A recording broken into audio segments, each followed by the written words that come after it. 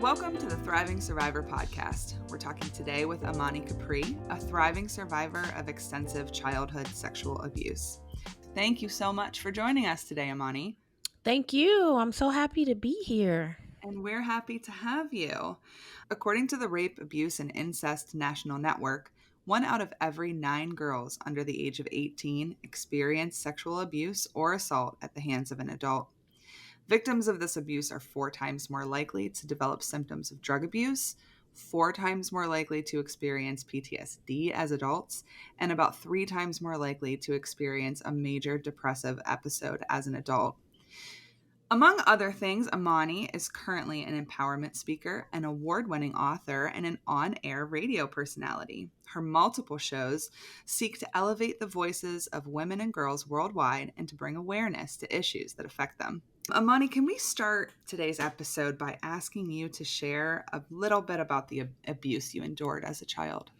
Sure. So, the abuse with me started with someone who was my mother's boyfriend at the time and later became her husband.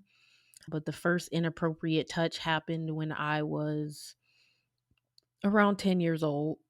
And, he didn't start off like, with a sign. Most pedophiles and abusers don't start off with, a flashing sign that says creep, right? So they Yeah. gain your trust. They're very deliberate. There is a process called grooming that takes place.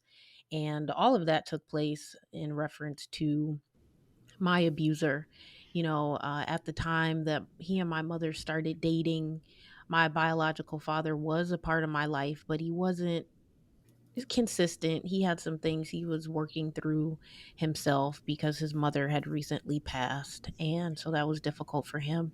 So my mom's boyfriend, gained our trust, and he used to come to PTA meetings with me, and just, if they went on dates, he would include me in on the dates. It was the first person that she dated that I felt like really included me too, that he took an interest. He'd often have gifts for me and little things like that. And so by the time any inappropriate touch happened, he had already won my trust. Mm. And there were these conflicting feelings of me thinking, I see how happy my mom is with this person. If I say something, I'm going to be responsible for ruining her happiness. And of course I was like 10, Right. going on 11 years old. So that's kind of like a lot of pressure. So I waited a couple of days before I said anything to my mother.